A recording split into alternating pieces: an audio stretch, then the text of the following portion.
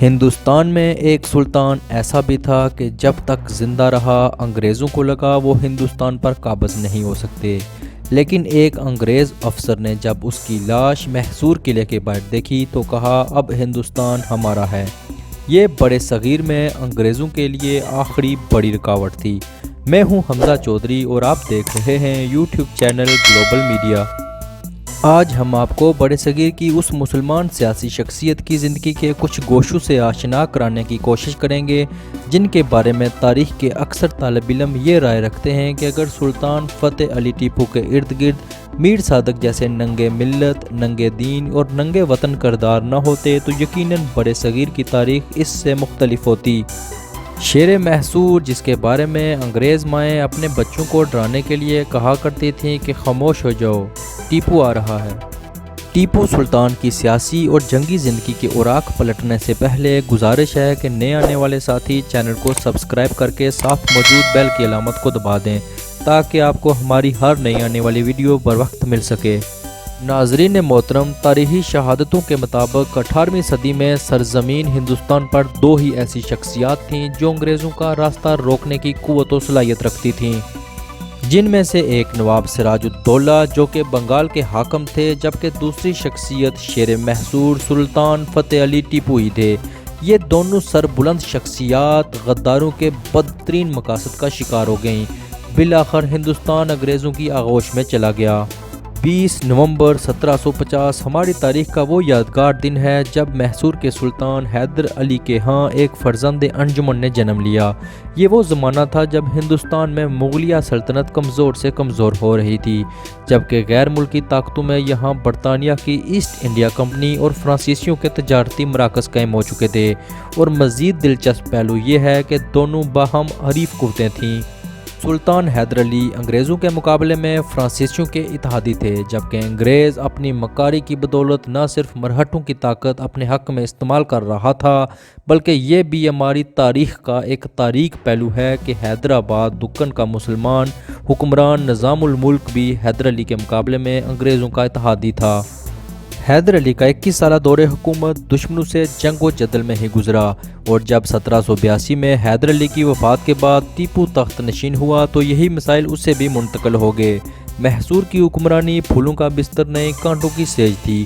یہ طے تھا کہ ٹیپو کتنا ہی قابل حکمران صحیح، لیکن وہ اپنی سلطنت کی تباہی کو ٹال تو سکتا تھا، روک نہیں سکتا تھا، کیونکہ محصور کے تینوں طرف اس کے دشمن تھے اور ایک طرف سمندر تھا، یعنی کسی طرف سے ٹیپو کو نہ کوئی مدد مل سکتی تھی اور نہ ہی وہ پیچھے ہٹ سکتا تھا۔ اس خطرناک جغرافیے کے ساتھ ایک اور بڑا مسئلہ بھی تھا، وہ یہ کہ محصور ہندوستان کی دولت مند ریاست میں سے ایک تھی۔ مسالہ جات کی پیداوار اور کپڑے کی صنعت یہاں خوب پھل پھول رہی تھی۔ محصور کے شہریوں کی آمدن باقی ہندوستان کے لوگوں سے 5 گنا زیادہ تھی، تو ایسے میں محصور کے مخالفین کی رال کیوں نہ ٹپکتی۔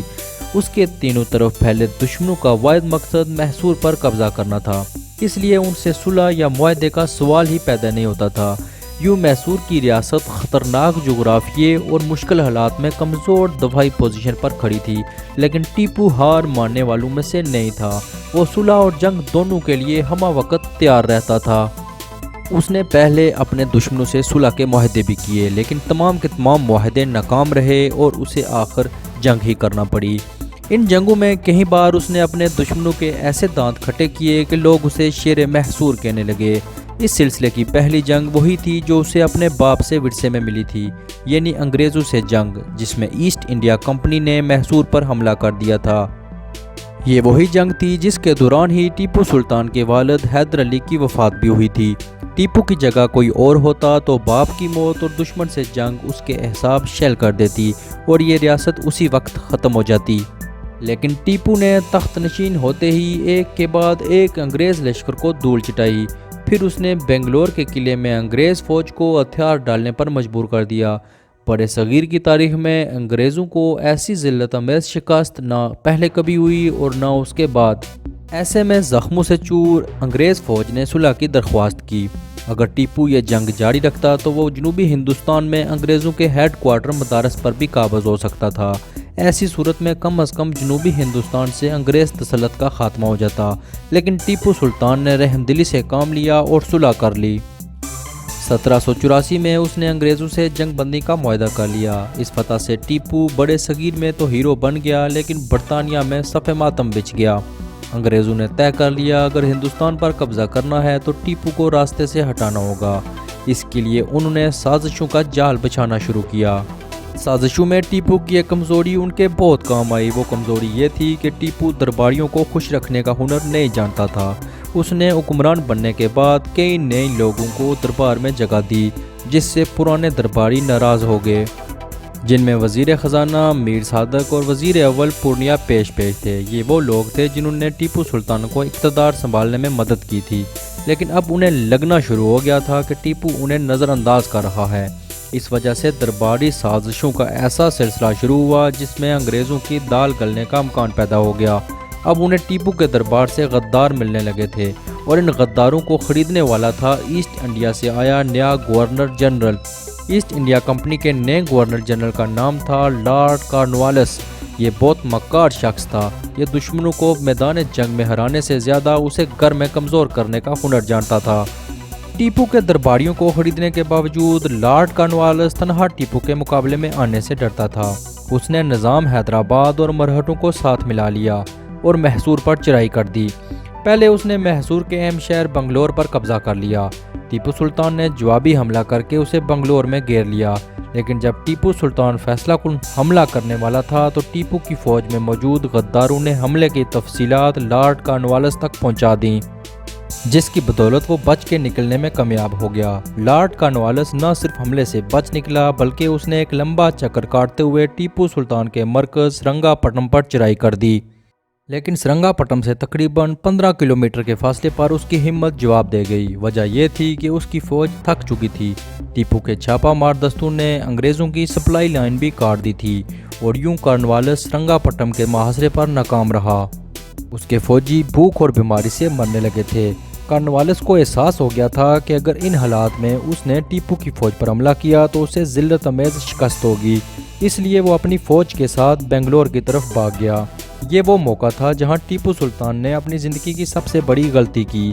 غلطی یہ کی کہ اس نے ایک بھاگتی ہوئی اور شکست خوردہ انگریز فوج کا پیچھا کر کے اسے تباہ کرنے کے بجائے انہیں ادھر سے نکل جانے کا موقع دے دیا۔ اس غلطی کا خمیازہ پہلے محصور اور پھر بعد میں سارے بڑے صغیر کو غلامی کی صورت میں بھگتنا پڑا۔ کارنوالیس بچ کر نکل گیا اور جلد ہی مرہٹوں اور نظام سے جا ملا۔ پھر یہ تینوں اتحادی یعنی انگریز، مرہٹے اور نظام خوب تیاری کے ساتھ دوبارہ سرنگا پٹم پر ٹوٹ پڑے۔ انہوں نے سرنگا پٹم کا محاصرہ کر لیا۔ ٹیپو کو احساس ہوا کہ اس نے پہلے کارنوالیس کو بھاگنے کا موقع دے کر بہت بڑی غلطی کر چکا ہے۔ اب پچھتاوے سے کوئی فائدہ نہیں تھا، کیونکہ محاصرہ ہر گزرتے دن کے ساتھ سخت ہو رہا تھا۔ ایسے میں ٹیپو نے ہار مان لی اور صلح کی درخواست کر دی۔ لارڈ کارنوالیس نے صلح کے بدلے میں ٹیپو سے محصور کی آدھی سلطنت 8 کروڑ روپے توان جنگ وصول کیا۔ یوں اپنوں کی غداری اور جنگی غلطیوں کی بدولت ٹیپو سلطان کی طاقت پر ایسی کاڑی ضرب لگی کہ وہ اس کے بعد کبھی نہ سنبھل سکا۔ لارڈ کارنوالیس کے ہاتھوں شکست کے ٹیپو اور اس کی سلطنت پر 2 فوری اثرات مرتب ہوئے۔ ایک تو یہ کہ ٹیپو پر انگریزوں سے بدلہ لینے کا جنون سوار ہو گیا۔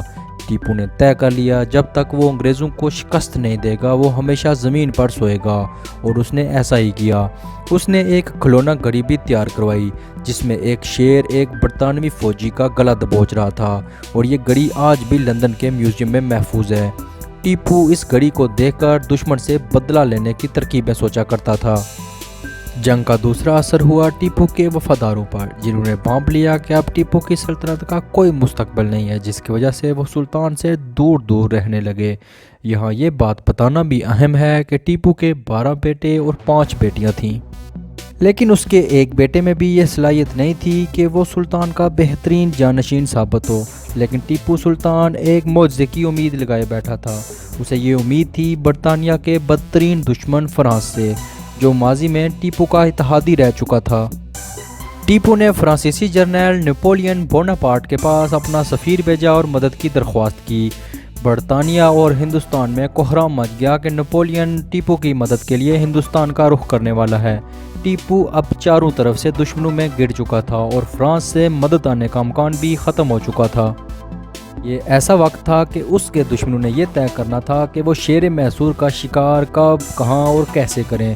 اس دوران ایسٹ انڈیا کمپنی نے لارڈ کارنوالیس کو واپس بلا کر لارڈ ویزلی کو نیا گورنر جنرل بنا دیا۔ یہ شخص اس وقت کے برطانوی وزیر اعظم کا قریبی دوست تھا۔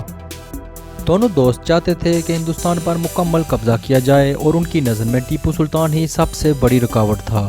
چنانچہ لارڈ ویزلی ٹیپو کے خلاف جنگ کا ذہن بنا کر ہندوستان پہنچا تھا۔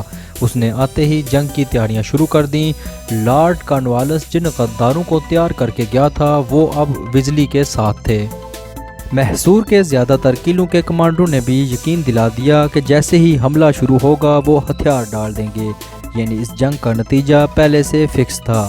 چنانچہ فتح کا پورا یقین کر کے ویزلی اپنے اتحادیوں کے ساتھ میدان جنگ میں کود پڑا۔ فروری 1799 میں انگریزی فوج اور اس کے اتحادی چاروں اطراف سے محصور پر حملہ آور ہو گئے۔ ٹیپو نے حملہ آور انگریزوں کے مقابلے کے لیے لشکر روانہ کیے، لیکن کمانڈروں نے دشمن پر حملے کا ہر موقع ضائع کر دیا۔ اپنے کمانڈروں کا یہ انداز دیکھ کر محصور کے سپاہی سوال کرتے تھے کہ جب دشمن زد میں ہے تو حملہ کیوں نہیں کیا جا رہا، لیکن انہیں یہ جواب دے کر چپ کرا دیا جاتا تھا کہ یہ سلطان کی حکمت عملی ہے۔ لیکن غداروں نے شیر محصور کے ہاتھ پاؤں باندھ کر اسے دشمنوں کے سامنے پھینکنے کا منصوبہ بنا لیا تھا، مگر اب شیر محصور بھی ہار ماننے والا نہیں تھا۔ ایک موقع پر وہ خود فوج لے کر نکلا اور اس نے انگریز جنرل پیرس کے چھکے چھڑا دیے۔ لارڈ ویزلی نے بھی اپنی ایک رپورٹ میں ٹیپو کے ماہر جرنیل ہونے کا اعتراف کیا ہے، لیکن ٹیپو کے غدار افسر یہاں بھی انگریزوں کی مدد کر رہے تھے۔ وہ جان بوجھ کے ٹیپو کے فوجی دستوں کو دشمن کی توپوں کی زد میں لے آتے تھے۔ اس طرح ٹیپو کو بہت نقصان اٹھانا پڑا اور اس نے پیچھے ہٹ کر سرنگا پٹم میں دفاعی پوزیشن سنبھال لی۔ اپریل 1799 میں یعنی حملہ شروع ہونے کے صرف 2 ماہ بعد انگریزوں نے سرنگا پٹم کا محاصرہ کر لیا تھا۔ ایسے میں غداروں نے دشمن کو بتا دیا تھا کہ شہر کی حفاظتی دیوار کا کون سا حصہ کمزور ہے۔ انگریزوں نے اس دیوار کو نشانہ بنایا اور وہاں ایک بڑا شگاف بن گیا۔ 3 مئی 1799 کی رات سلطان کے وزیر میر صادق نے فصیل سے باہر آ کر انگریزوں سے خفیہ میٹنگ کی۔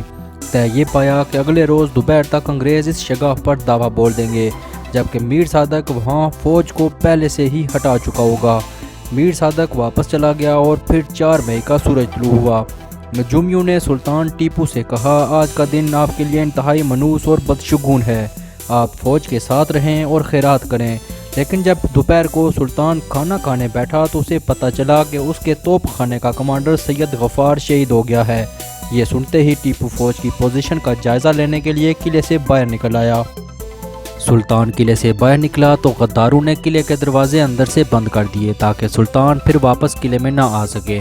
کہا جاتا ہے کہ سید غفار کی شہادت بھی ایک سازش کے تحت ہوئی تھی تاکہ یہ خبر سن کر سلطان جوش میں قلعے سے باہر نکلے۔ یوں یہ ساری کارروائی بھی ایک بہت بڑا ڈرامہ تھی۔ بہرحال وجہ کچھ بھی ہو، سلطان قلعے سے باہر آ چکا تھا۔ دوسری طرف میر صادق اور پورنیا نے فوج کو تنخواہ دینے کے بہانے دیوار کے شگاف سے ہٹا لیا تھا۔ اب میدان خالی تھا۔ انگریز فوج اس شگاف سے اندر داخل ہونے لگی۔ سلطان نے قلعے میں داخل ہونے کی کوشش کی تاکہ اپنی فوج کو واپس جمع کر سکے، لیکن افسوس قلعے کے محافظوں نے مالک کو ہی اندر آنے سے روک دیا۔ اس موقع پر سلطان نے انگریزوں سے آخری بار 2 ہاتھ کرنے کا فیصلہ کر لیا۔ سلطان کے ساتھ مٹھی بھر سپاہی تھے۔ اس نے ایک خدمتگار سے بندوق لے کر انگریزوں پر فائرنگ شروع کر دی۔ اس کے مٹھی بھر ساتھی بھی جان توڑ کر لڑے، لیکن جلد ہی یہ آخری وفادار ایک ایک کر کے گرنے لگے۔ خود سلطان کو گولیاں لگیں اور وہ زخمی ہو گیا۔ ایک ملازم نے کہا، حضور انگریزوں کو بتا دیں کہ آپ کون ہیں، وہ آپ کا احترام کریں گے۔ لیکن تب ٹیپو سلطان نے وہ الفاظ کہے جو تاریخ میں امر ہو گئے۔ اس نے کہا، شیر کی 1 دن کی زندگی گیدڑ کی 100 سالہ زندگی سے بہتر ہوتی ہے۔ شیر محصور تب تک لڑتا رہا جب تک وہ بے بس ہو کر گر نہیں گیا۔ انگریز اس وقت نہیں جانتے تھے کہ قلعے کے باہر لڑنے والا یہ شخص ٹیپو سلطان ہے۔ سلطان جب گرا تو ایک لالچی انگریز نے سلطان کی کمر سے بندھی ہیروں کی پیٹی اتارنے کے لیے آگے بڑھا، لیکن سلطان ابھی زندہ تھا۔ اس نے تلوار کے وار سے انگریز سپاہی کا کام تمام کر دیا۔ اتنے میں ایک انگریز سپاہی کی گولی سلطان کے سر پر لگی اور یوں سلطان شہید ہو گیا۔ لیکن تب تک قلعے میں یہ خبر پھیل چکی تھی کہ میر صادق اور پورنیا نے فوج کو دھوکے سے شگاف سے ہٹایا تھا۔ اس خبر کے پھیلنے پر سپاہی مشتعل ہو گئے اور انہوں نے گولی مار کر میر صادق کو ہلاک کر دیا، لیکن تب تک بہت دیر ہو چکی تھی۔ انگریز فوج شہر پر قابض ہو چکی تھی اور محصور کے سلطان کی لاش قلعے کے دروازے پر پڑی تھی۔